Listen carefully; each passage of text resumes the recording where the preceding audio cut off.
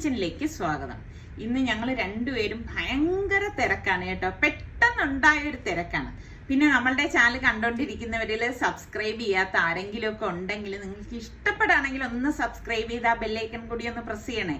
എങ്കിൽ മാത്രമേ ഞങ്ങൾ ഇതുപോലെ വീഡിയോസ് ഒക്കെ ഇടുമ്പോൾ നിങ്ങൾക്ക് നോട്ടിഫിക്കേഷൻ ഒക്കെ കിട്ടത്തുള്ളൂ. അതുപോലെ തന്നെ നിങ്ങൾക്ക് ഇഷ്ടപ്പെടുകയാണെങ്കിൽ ഇപ്പൊ തന്നെ ഒന്ന് ലൈക്ക് ചെയ്യുകയും വേണം, കമന്റും ചെയ്യണം കേട്ടോ. അപ്പൊ ഇന്നത്തെ യാത്രയുടെ ഉദ്ദേശം പറഞ്ഞില്ലല്ലോ. ഉദ്ദേശം എന്താണ്? ഒരു സർപ്രൈസ് ആണ്. അത് നിങ്ങള് വീഡിയോ അവസാനം വരെ കാണുക. ബാക്കി ഭാഗങ്ങൾ കൂടെ കണ്ടാലേ നിങ്ങൾക്ക് മനസ്സിലാവുള്ളൂ ഇന്ന് എന്തായിരുന്നു നമ്മളെ യാത്രയുടെ ഒരു ഉദ്ദേശം. കുറെ പറയാനുണ്ട്. നിങ്ങൾ ഏതായാലും അടുത്ത എപ്പിസോഡ് ഈ അവസാനം വരെ കാണണ്ട. മുന്നോട്ട് ഞാനത് എന്താണെന്ന് ഫോർവേഡ് ചെയ്തിട്ടുണ്ടോളാം. അത് നോക്കിയിട്ട് കാര്യമില്ല. പിന്നെ ഒരു വിശേഷം ഉണ്ട് കേട്ടാ. അത് വലിയൊരു വിശേഷമാണ്. നമ്മളുടെ ഫാബി മോളുടെ ബർത്ത്ഡേ ആണ് ഈ 24th. അതിന്റെ അടുത്ത മാസം ഇതേ 24th നമ്മുടെ റിച്ചുവിന്റെ ബർത്ത്ഡേ ആണ് കേട്ടാ. അപ്പൊ ബർത്ത്ഡേ വന്നപ്പം സമിക്ക് ഒരു ആഗ്രഹം, ഒരു ഗിഫ്റ്റ് വാങ്ങിക്കണം. സമിയുടെ ഗിഫ്റ്റ് പറഞ്ഞാൽ എനിക്ക് ചിരി വന്നുപോയി. കാരണം എല്ലാരും ഗൾഫിൽ നിന്ന് സ്വർണ്ണം ഇങ്ങോട്ട് കൊണ്ടുവരും. ഒരു സ്റ്റഡ് വാങ്ങിച്ചു കൊടുത്തു. ഞാൻ പറഞ്ഞു മോക്ക് ഒരു സ്റ്റഡ് വാങ്ങിക്കാം, അപ്പം അത് അവൾക്ക് കൊടുക്കാം എന്ന് പറഞ്ഞു. പെൻസാർക്ക് പറഞ്ഞു പിന്നെ ഗൾഫിൽ നിന്ന് എല്ലാരും ഇങ്ങോട്ടാണ് സ്വർണം കൊണ്ടുവരുന്നത്, നിനക്ക് വേറെ പണിയില്ലേ, ഇവിടെ നിന്ന് അങ്ങോട്ട് ആരെങ്കിലും കൊണ്ടുപോകും. അപ്പൊ ഞാൻ പറഞ്ഞു ഏറ്റവും നല്ലത് മോക്കൊരു ഡ്രസ് വാങ്ങിച്ചു കൊടുക്കാം അല്ലേ. നല്ല ഒരു ക്ലാസ് ഡ്രസ് എടുക്കാം. അതിനൊരു പ്രശ്നമുണ്ട്. അവളിവിടെ സ്ഥലത്തില്ല. അപ്പൊ അവൾക്ക് അളവ് അറിയാൻ പറ്റും എനിക്ക്.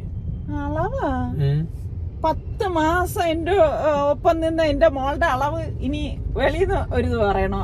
അതൊക്കെ എനിക്ക് നല്ലത് ഇട്ടാണ്. പിന്നെ ഒരു പാർട്ടി വെയർ പോലെ. പക്ഷെ വേറെ കാര്യമുണ്ട്. ഈ 24-ന് നീ എന്തൊക്കെ ചെയ്യുന്നുണ്ടോ അതൊക്കെ റിസർവ് നോക്കിയിരിക്കും. അവന്റെ 24-ന് എന്തൊക്കെ ചെയ്യുന്നു. പിന്നെ നമ്മുടെ ഇവിടെ വേറൊരു കാര്യം കേട്ടോ, ഉള്ളത് പറയണല്ലോ, അങ്ങനെ ഒരു പരാതിയോ പരിഭവോ അങ്ങനൊന്നും ഇല്ല കേട്ടോ അവർക്കൊന്നും.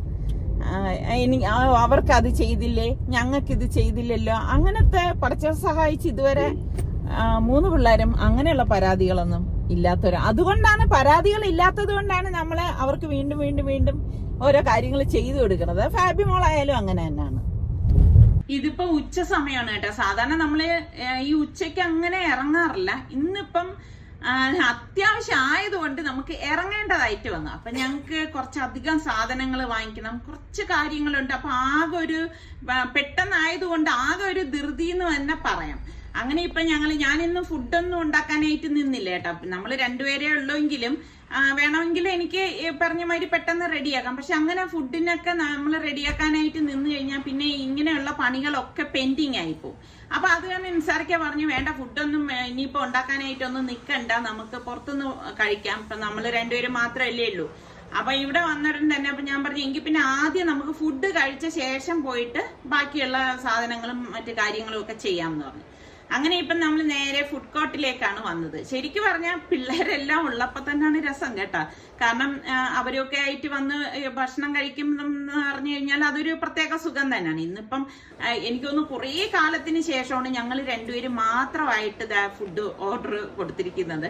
ശരിക്കും പറഞ്ഞാൽ ഇത് അധികം എന്ന് തന്നെ പറയാം. കാരണം ഈ 2 പേർക്ക് വേണ്ടി വാങ്ങിക്കുക എന്ന് പറഞ്ഞു കഴിഞ്ഞാൽ ഭയങ്കര ബുദ്ധിമുട്ടാണ് കേട്ടോ. ഇതിലും ചെറിയ സൈസ് വാങ്ങിച്ചാൽ ഞങ്ങളുടെ വിശപ്പ് അടങ്ങത്തുമില്ല. ഇതെന്നാൽ ഇത്തിരി വലുതാകുകയും ചെയ്തു. എന്തായാലും ഇവിടെ ഇരുന്ന് സാവകാശം തിന്നിട്ട് എഴുന്നേക്കെന്ന് നിസാർക്ക് പറഞ്ഞു. അപ്പൊ ഞാൻ പറഞ്ഞു ഇല്ലല്ല, ധൃതിയിൽ കഴിച്ചേ പറ്റത്തുള്ളൂ, കാരണം അല്ലെങ്കിൽ ഒരു കാര്യവും നടക്കത്തില്ല. അങ്ങനെ വിശപ്പും കൂടി ഉള്ളത് കൊണ്ട് നല്ല ചൂടോടുകൂടി ധൃതിയിൽ തന്നെ ഭക്ഷണമൊക്കെ കഴിഞ്ഞ ശേഷം ഇപ്പൊ ഞങ്ങൾ താഴേക്ക് വന്നു. അപ്പൊ സൽമാന് 2 ഷർട്ട് എടുക്കണം എന്ന് എന്റെ മനസ്സിൽ ആദ്യമേ ഉണ്ടായിരുന്നു കേട്ടോ. അപ്പൊ ഞാൻ നിസാർക്കടുത്ത് പറഞ്ഞു. അപ്പം എല്ലാരും ചോദിക്കും ഇതെന്താ നീല വിട്ടൊരു കളിയില്ലേ എന്നൊക്കെ ചോദിക്കാറുണ്ട്. സത്യമാണ് കേട്ടോ. ഇവിടെ മക്കളുടെ എടുത്താലും നിസാറിക്കായാലും ഞാനായാലും ഒക്കെ നമ്മളൊക്കെ ബ്ലൂ ഇഷ്ടപ്പെടുന്ന ആൾക്കാരാണ് കേട്ടോ. എന്തുകൊണ്ടാണെന്ന് ചോദിച്ചാൽ എനിക്കറിയത്തില്ല. അങ്ങനെ സലുവിന് ഒരെണ്ണം ഒരു മെറൂൺ ഷെയ്ഡാണ് എടുത്തത്. 2 ഷർട്ട് എടുത്തു. അപ്പൊ അവന്റെ സൈസും അളവും ഒക്കെ ഞങ്ങൾക്ക് നല്ല തിട്ടമാണ്. അപ്പൊ നമ്മൾ എടുക്കുന്നത് അവന് പെർഫെക്റ്റ് ആയിട്ട് അത് ചേരുകയും ചെയ്യും. അപ്പൊ അങ്ങനെ ഷർട്ട് എടുത്തു കഴിഞ്ഞിട്ട് പിന്നെ ഇപ്പൊ താഴെ ഇതുപോലെ വന്ന് കുറച്ച് സാധനങ്ങളൊക്കെ എടുക്കാനുണ്ട്. അപ്പൊ കുറച്ച് ഇനിയിപ്പം കണ്ടെയ്നേഴ്സ് കുറച്ച് വാങ്ങിക്കണം. അപ്പൊ പ്ലാസ്റ്റിക്കിനെക്കാളും എന്തുകൊണ്ട് നല്ലത് സ്റ്റീലിൻ്റെത് തന്നെയാണ്. അത് കാലാകാലം ഇരിക്കുകയും ചെയ്യും, നമുക്ക് ആരോഗ്യത്തിന് വേറെ പ്രശ്നങ്ങളൊന്നുമില്ല.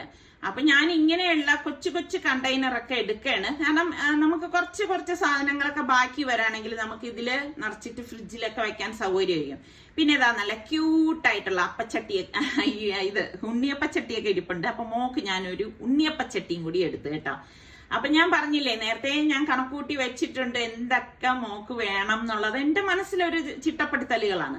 അപ്പൊ ഞാൻ അങ്ങനെയുള്ള കുറച്ച് ഐറ്റംസ് ഒക്കെ എടുത്തു. ഇപ്പൊ നിങ്ങൾ വിചാരിക്കും ഇതൊക്കെ അവിടെയും കിട്ടുന്നതല്ലേ എന്നൊക്കെ നിങ്ങൾക്ക് തോന്നും. ഇതൊക്കെ അവിടെ കിട്ടുന്നത് തന്നെയാണ്. എന്നാലും എനിക്ക് അങ്ങനെയല്ല കേട്ടോ. ഞാൻ എനിക്കറിയാം എന്തൊക്കെ വേണം എന്നുള്ള കണക്കാക്കിയിട്ട് ഞാൻ ഇതെല്ലാം വാങ്ങിക്കും. അത് ഞാൻ അങ്ങനെ ഒരു ക്യാരക്ടർ, അത്ര കൂട്ടിയാൽ മതി.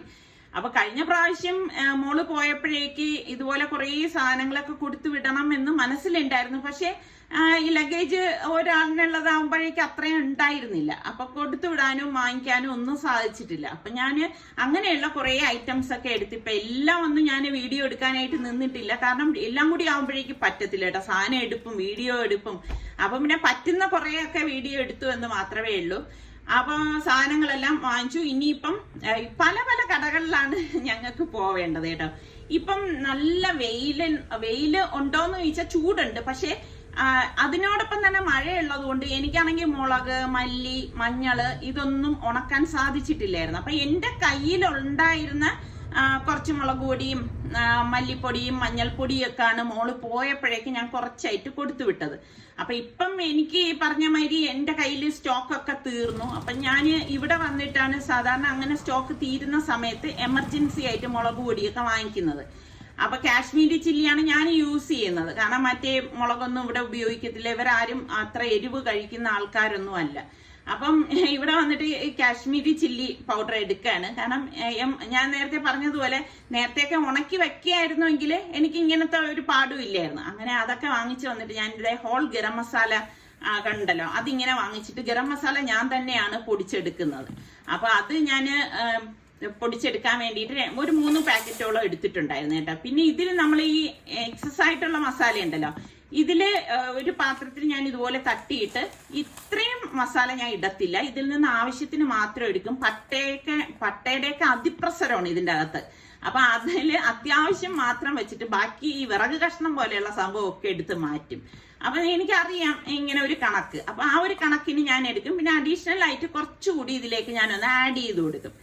അപ്പൊ ഇത് ചെറിയതായിട്ട് നമ്മള് ചൂടാക്കി എടുക്കുകയാണ് ചെയ്യണത്, ചെറുതീയിൽ കേട്ടാ. അങ്ങ് ഹൈ ഫ്ലെയിമിലൊന്നും വെക്കത്തില്ല. ഒരു 10-12 ഏലക്കായും കൂടി ഞാൻ ഇട്ട് കൊടുക്കുകയാണ്. ഇതൊക്കെ ഇടുമ്പോഴാണ് ഗരം മസാലയ്ക്ക് നല്ല ഒരു മണം കിട്ടുന്നത്. അപ്പൊ ഇതിപ്പോ ഞാന് വീട്ടിൽ വന്നിട്ട് ഞാന് ഒന്ന് റെസ്റ്റ് ചെയ്യാനോ ഒന്നും നിൽക്കാതെയാണ് നേരെ കൈയൊക്കെ കഴുകി നേരെ വന്നിട്ട് ഈ ജോലികളിലൊക്കെ അങ്ങ് ഏർപ്പെട്ടത് കേട്ടാ. അപ്പൊ ഞാൻ പറഞ്ഞില്ലേ നല്ല മണവും നല്ല ഗുണമുള്ള ഗരം മസാലയാണ് ഈ ഒരു രീതിയിൽ ഉണ്ടാക്കുന്നത്. അപ്പൊ ഞാൻ ഇതേ അടച്ച് മാറ്റി വെച്ചിട്ടുണ്ടായിരുന്നു. തണുത്ത ശേഷമാണ് നമ്മൾ ഇനി ഇതിപ്പോ ഒന്ന് പൊടിച്ചെടുക്കുന്നത്. അപ്പൊ മിക്സിയുടെ ജാറിലേക്ക് പൊടിക്കണ ജാറ് നന്നായിട്ട് തുടച്ചെടുത്ത ശേഷമാണ് നമ്മളിത് പൊടിച്ചെടുക്കുന്നത് കേട്ടോ. ഒട്ടും വെള്ളത്തിന്റെ അംശം ഇരിക്കാൻ പാടില്ല. ശരിക്കും നമ്മള് മറ്റു പൊടികൾ പോലെയല്ല, ഗരം മസാലയൊക്കെ നമ്മൾ വീട്ടിലുണ്ടാക്കുന്നത് തന്നെയാണ് എപ്പോഴും നല്ലത്. അപ്പൊ ചിക്കൻ കറി ആയാലും മട്ടൻ കറി, ഇനി വെജിറ്റബിൾ കറിയിൽ പോലും നമ്മളിത് ചേർക്കുമ്പോൾ നല്ലതാണ്. അപ്പൊ ഞാൻ പൊടിച്ചെടുത്തതൊക്കെ ഈ പാത്രത്തിലേക്കൊന്ന് മാറ്റാണ്. അതും ഒന്ന് തണുത്ത ശേഷമേ ഞാനിത് പാക്ക് ചെയ്യത്തുള്ളൂ കേട്ടോ. അപ്പൊ ഇത് കഴിഞ്ഞിട്ട് എനിക്ക് കുറേ ജോലികളൊക്കെ ഉണ്ടായിരുന്നു, ഓരോന്നും പാക്കിങ്ങും അങ്ങനെയൊക്കെ ഉള്ളത്. അതെല്ലാം കഴിഞ്ഞ ശേഷം ഞാൻ പറഞ്ഞില്ലേ നേരത്തെ ഡ്രസ്സ് നോക്കാനായിട്ട് പോയിട്ട് എനിക്ക് മനസ്സിന് ഇഷ്ടപ്പെട്ടതൊന്നും ഉണ്ടായിരുന്നില്ല. എനിക്ക് കുറച്ച് വർക്കൊക്കെ ഉള്ള നല്ല ഒരു ഡ്രസ്സ് വേണം എന്നുള്ളത് തന്നെയായിരുന്നു മനസ്സിൽ. അപ്പൊ നിസാർക്ക് പറഞ്ഞു എനിക്ക് പിന്നെ റെഡി ആവുക, പെട്ടെന്ന് നമുക്ക് പോയിട്ട് വരാമെന്ന് പറഞ്ഞു. ഇപ്പൊ രാത്രിയായി കേട്ടോ. ഇനിയിപ്പോ ഏതൊക്കെ ഷോപ്പ് തുറന്നിരിക്കും എന്ന് പോലും അറിയത്തില്ല. അങ്ങനെ ഞങ്ങൾ വന്നപ്പോഴേക്ക് ഇത് എവിടെ ഒരു ഷോപ്പ് കണ്ടു. അപ്പൊ അവിടെ എന്തെങ്കിലും കിട്ടും എന്ന് കരുതിയിട്ട് പോയതാണ്. അപ്പോഴേക്ക് ഞാൻ പറഞ്ഞു റെഡിമെയ്ഡ് മതി എന്ന് പറഞ്ഞു. അങ്ങനെ ഇപ്പം അവരെടുത്ത് വെച്ചതിൽ കുറെ ഡ്രസ്സൊക്കെ നോക്കി, എനിക്ക് ഇഷ്ടപ്പെട്ടില്ല. ലാസ്റ്റ് എനിക്ക് ഇതാണ് ഇഷ്ടപ്പെട്ടത് കേട്ടോ. അപ്പൊ മോളുടെ ബർത്ത്ഡേക്ക് വേണ്ടിയിട്ടുള്ള ഡ്രസ്സാണ് ഞാനിപ്പോ എടുക്കുന്നത്. എങ്ങനെ, കൊള്ളാവോ? നിങ്ങളുടെ അഭിപ്രായം കൂടെ ഒന്ന് പറയണം കേട്ടാ. എന്തായാലും ഇതെനിക്ക് നല്ല ഇഷ്ടപ്പെട്ടു കേട്ടോ. അപ്പോൾ ഞാൻ അങ്ങനെയാണ് ഇതെടുത്തത്. ഇത് ബ്ലാക്ക് ആയതുകൊണ്ട് തന്നെ അവൾക്ക് നന്നായിട്ട് ഇത് ചേരും. ആ നെക്കിന്റെ അവിടെയൊക്കെ നല്ല ഡിസൈൻ ഉണ്ട്. അതുപോലെ തന്നെ 2 കൈയിലും നല്ല വർക്കുണ്ട്. അപ്പോൾ കൂട്ടത്തിൽ എനിക്കൊരു മെറ്റീരിയലും എടുത്തു. അത് ഞാൻ വഴിയെ കാണിച്ചു തരാം. ഈ ധൃതിയുടെ ഇടയിൽ ഞാൻ കാണിക്കാൻ നിൽക്കുന്നില്ല കേട്ടോ. അങ്ങനെ ഇപ്പം അതും വാങ്ങിച്ചിട്ട് ഇനിയിപ്പം നമ്മൾ നേരെ വീട്ടിലേക്ക് പോകണം. കണ്ടോ, ഷോപ്പുകളൊക്കെ അടച്ചു തുടങ്ങിയിരിക്കുകയാണ്. അപ്പൊ അങ്ങനെ ഞാൻ മാത്രം ചെറിയൊരു യാത്രയ്ക്ക് പോവാണ്. Packing master ഫാബിയാണ്. ഫാബി, എന്താണ് നമ്മുടെ ഇന്ന് പാക്ക് ചെയ്യണത്? ഇതിപ്പോ എക്സ്പോ എന്നുള്ളൊരു ഗിഫ്റ്റ് ആണ്. പിന്നെ ഇത് ഇതെന്താ സാധനം? ഓ, ഉമ്മാക്കുള്ള ഗിഫ്റ്റാ. പിന്നെന്താ? പിന്നെ വാപ്പാക്ക് ബെൽവിറ്റ് വാങ്ങിച്ചു. വാപ്പാക്ക് ബെൽവിറ്റ് ബിസ്ക്കറ്റ് ഭയങ്കര ഇഷ്ടമാണ്. വെയിറ്റ്, ഇതിൽ എന്റെ ഡ്രസ്സൊക്കെ എവിടെ? ഡ്രസ്സിന് ഇരിക്കത്തേ ഉള്ളൂ. ഈ ഡ്രസ്സൊക്കെ ഞാൻ അവിടെ പോയിട്ട് എടുത്തു. ഓഹോ, ഞാൻ ഡ്രസ്സില്ലാതെ ബാക്കി സാധനങ്ങളെല്ലാം കൊണ്ടുപോകണോ? അതെവിടത്തെ ന്യായം? അപ്പം ഞാൻ എവിടെയാണ് പോണെന്നൊക്കെ സർപ്രൈസ് ആണ്. വഴിയെ പറഞ്ഞു തരാം എവിടെയാണ് പോണം. അല്ലല്ലോ, ഓൾറെഡി പറഞ്ഞില്ലേ അപ്പായ്ക്കുള്ള സാധനം ഉണ്ടെന്ന്. അപ്പം ഞാൻ അവിടെ തന്നെ ഞാൻ പോണത്. ഓക്കെ, അപ്പം ഒരു ചെറിയ ആവശ്യമൊക്കെ വഴിയെ പറഞ്ഞു തരാം എന്താണെന്നുള്ളത്. ഇനി നമുക്കൊരു അൺബോക്സിംഗ് ആണുള്ളത്. ഫാബിക്ക് ഇനി കുക്ക് ചെയ്യാനൊക്കെ ഒരു ഓവൻ വേണോ പറഞ്ഞ് ഓവൻ വാങ്ങിച്ചിരിക്കുകയാണ്. ഓക്കെ, അൺബോക്സ് ചെയ്യും വേണം. മൈക്രോവേവ് ഗ്രിൽ കൺവെക്ഷൻ ഓവനാണ്. ഓപ്പൺ ചെയ്യും.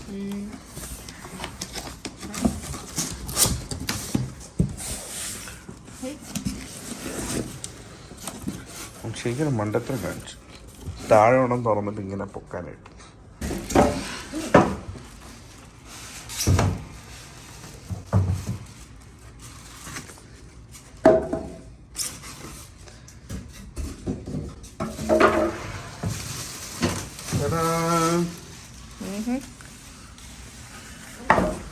TV വല്ലതും ഉണ്ടല്ലേ?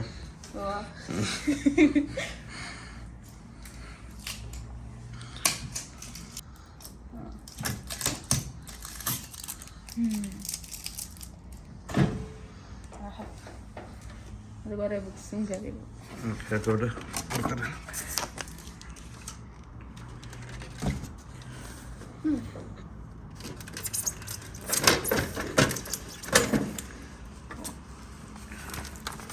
എൻ്റെ ഡോറിൽ ഊഞ്ഞാലാടാനുള്ളതല്ലേ? ഇതിനകത്ത് ചൂടാക്കാൻ ഗ്ലാസ് പാത്രം. എന്നിട്ട്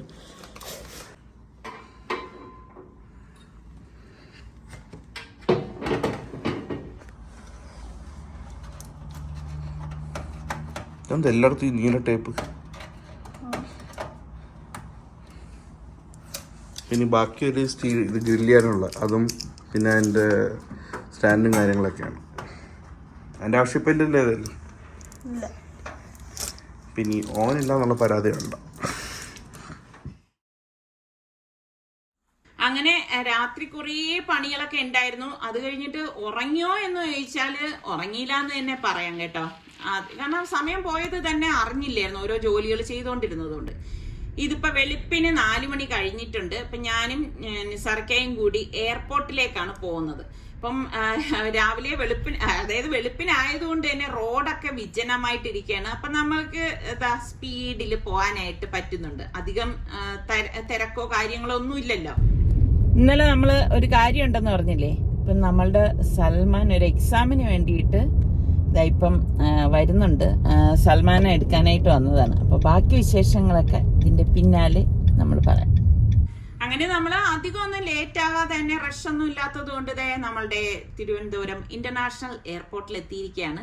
അപ്പൊ ഞങ്ങള് ആരെങ്കിലും ഇതുപോലെ വിളിക്കാനോ വിടാനോ ഒക്കെ പോകുമ്പോഴാണെങ്കിലും നമ്മൾ അങ്ങനെ അധികം ലേറ്റ് ആവാറില്ല. കാരണം ഇപ്പൊ വിളിക്കാനൊക്കെ വരുന്ന സമയമാണെങ്കിൽ നമ്മൾ കുറച്ച് മുന്നേ തന്നെ നമ്മളൊന്ന് വെയിറ്റ് ചെയ്താൽ മതിയല്ലോ. ഇതിപ്പോ എന്തേ കണ്ട ഇത്രയും സമയമായി, വിളി വന്ന ശേഷമാണ് ഇപ്പൊ നമ്മൾ എയർപോർട്ടിനുള്ളിലേക്ക് പോകുന്നത്. ഞങ്ങളിവിടെ 4:15 തന്നെ എത്തിയല്ലേ? 4:15 കഴിഞ്ഞപ്പോഴേക്കും എത്തി. 4:25 ഫ്ലൈറ്റ് ലാൻഡിങ് പറഞ്ഞിരുന്നത്.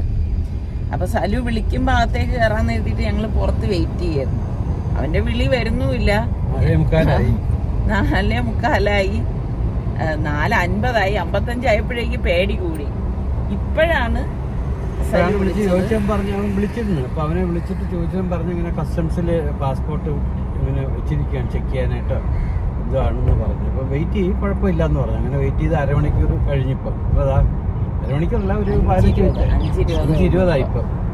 അവന് ലഗേജ് ഒന്നും ഇല്ലാത്തത് കൊണ്ട് എളുപ്പം വന്ന് എളുപ്പം പോവാന്ന് വിചാരിച്ചതാണ്. അപ്പൊ ഏകദേശം 1 മണിക്കൂറോളം ലേറ്റായി കേട്ടോ. അത് കഴിഞ്ഞിട്ടാണ് ഇപ്പൊ നമ്മള് നേരം വെളുത്ത് വരുന്നുണ്ട് കേട്ടോ എയർപോർട്ടിലേക്ക് എത്തിയത്. നേരത്തെ വീടെത്താം എന്നൊക്കെ വിചാരിച്ചിരുന്നതാണ്. അപ്പൊ നമ്മളുടെ സ്ഥലം എത്തി. ഇപ്പം ഭയങ്കര ഒരു സന്തോഷമാണ് കേട്ടോ എൻ്റെ ഉള്ളില്. ഇപ്പോഴേ എൻ്റെ സലു പോയിട്ടുള്ളെങ്കിലും നമുക്ക് നമ്മുടെ പിള്ളേർ ഇതുപോലെ വരുമ്പോഴും അവരെ കാണുമ്പോഴും ആദ്യമായിട്ട് എത്രയോ നാള് കഴിഞ്ഞ് കാണുന്ന ആ ഒരു അവസ്ഥ തന്നെയാണ് കേട്ടോ. അവൻ ഇവിടെ വന്ന് വെയിറ്റ് ചെയ്ത് നിൽക്കാണ്. ഭയങ്കര സന്തോഷമായി കേട്ടോ കണ്ടപ്പോഴേക്ക്. അപ്പോ ഇനിയിപ്പോ ഒന്നുമില്ല, ലഗേജ് ഒന്നും ഇല്ലാത്തത് കൊണ്ട് തന്നെ ഇനിയിപ്പോ വേറൊന്നുമില്ലല്ലോ. നേരെ നമുക്ക് ഇനി അങ്ങ് വീട്ടിലേക്ക് പോയാൽ മതി. അങ്ങനെ നിൽക്കുന്നുണ്ട്. അപ്പോൾ വേറെ ആളുടെ കൊണ്ട് വിളിപ്പിച്ചിട്ട് എൻ്റെ പാസ്പോർട്ട് വേർപ്പിച്ചു. അപ്പം ഇങ്ങനെ നോക്കിയിട്ട് അയാൾ നോക്കിയിട്ട് പറഞ്ഞു, അപ്പൊ എല്ലാ മാസം വന്നു പോയിട്ടുണ്ടല്ലോ. ഇതിനു മുമ്പ് കല്യാണത്തിനാണെന്ന്. പിന്നെ വീണ്ടും ആലോചിച്ചു, അല്ല അതിന് ശേഷം ഒരാഴ്ചക്കെ കണ്ട് ഞാൻ വന്നിട്ടില്ലേ.